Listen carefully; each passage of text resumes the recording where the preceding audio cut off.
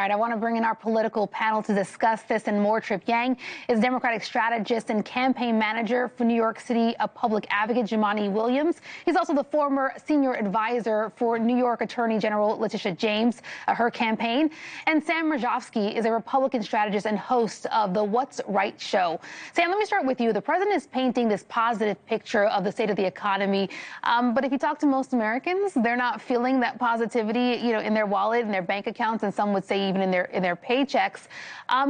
Do you think a policy change or maybe an adjustment is in order here, or does he stick to the agenda and the plan he's laid out? Yeah, it's a great question. I think what he's doing here with this rally is exactly what he should be doing, and he should be doing more of it.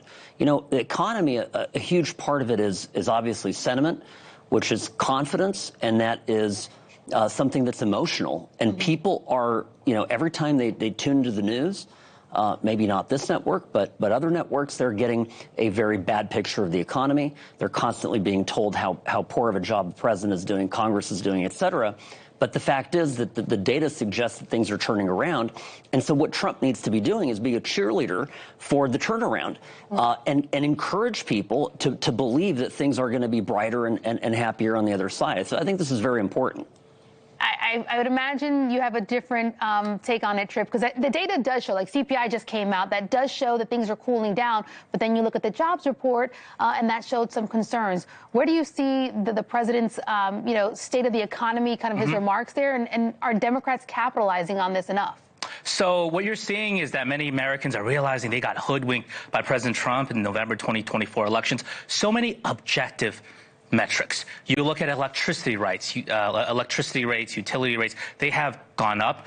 Donald Trump's reckless, unforced error of tariff policy this year have raised costs for many Americans. Right here in New York State, the average New York family actually have their costs go up around $4,000 because of the tariffs. Americans across the country are feeling the squeeze. And of course, beyond the objective measurements, which are terrible for Donald Trump, you also have many Americans realizing that at Christmas time, during the holidays, they have to choose between paying their rent, mortgage, or doing Christmas and holiday shopping for all of their friends and family. It is a terrible time to be a Trump supporter when you look at all of these factors. Now, a lot of us wish, when you buy something from Amazon, you could just return it. Unfortunately, we don't have a return policy on voting for President Trump. We've got 3 years. Do you think the administration can slightly course correct? Because there are positive data points, right? You can acknowledge that there's this decent CPI that's come out, but there is a struggle in the labor market. The president has thrown out ideas like, a 50-year mortgage. He's talked about stimulus checks. He even said recently the military would get this, $1,776 a check before Christmas to help, military soldiers and then, families pay for things as they've gotten a little bit more expensive. Are any of those ideas actually viable and could, make things truly better felt by the American people? Yeah, I think it's rich to blame Trump for everything that's going on. We had 4 years of just disastrous economic policy under the previous administration. Runaway inflation, costs soaring, jobs leaving the country, overrun by illegal immigration, all the problems. So now, in less than a year, Trump's turning this around. You want to talk about tariffs. One of the most important things that Trump is doing is getting jobs back into the country, repatriating jobs that were lost to globalization, lost to offshoring. This is hugely important. Now, that change isn't going to happen overnight.